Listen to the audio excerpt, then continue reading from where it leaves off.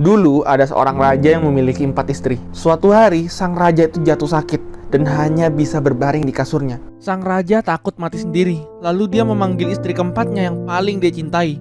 Istri keempat itu sang raja belikan berlian, emas, dan baju-baju mewah. Sang raja pun bertanya, "Kamu mau nggak mati bersamaku dan menemani aku pergi ke akhirat?" Istri keempat pun berkata, "Maaf, nggak bisa." Lalu pergi meninggalkan sang raja begitu saja. Lalu sang raja memanggil istri ketiganya yang juga dia cintai, yang paling dia bangga-banggakan, ke negara tetangganya. Pertanyaan yang sama muncul, "Mau nggak kamu pergi bersamaku ke akhirat?" Istri ketiga pun berkata, "Maaf, aku nggak bisa ikut denganmu. Aku terlalu mencintai hidupku, dan saat kamu mati nanti, aku akan menikah lagi." Lalu datanglah istri keduanya yang selalu ada dan membantu ketika sang raja membutuhkannya. Sang raja bertanya juga, "Mau nggak kamu menemaniku ke akhirat?" "Maaf," kata istrinya, "kali ini aku gak bisa membantumu.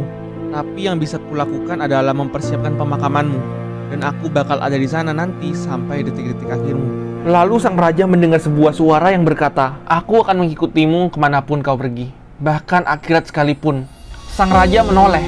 Ternyata itu adalah istri pertamanya. Istri pertamanya adalah istri yang paling tidak dia urus. Sang raja pun malu, lalu berkata, "Maafkan aku, harusnya aku lebih memperhatikanmu dan merawatmu selagi aku hidup."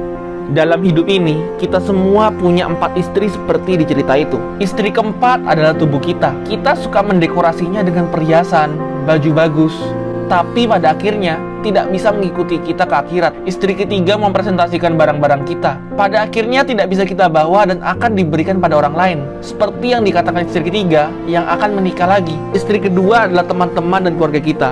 Kita mempercayai mereka. Mereka selalu ada ketika kita membutuhkan mereka. Tapi tempat paling jauh di mana mereka bisa menemani kita adalah di pemakaman kita. Dan istri pertama adalah jiwa kita. Seringkali kita lupa untuk merawat jiwa kita, padahal itulah yang akan mengikuti kita ke akhirat. Jaga baik-baik tubuh dan kesehatanmu. Nikmatin barang-barangmu. Hargai waktu dan momen bersama teman dan keluargamu.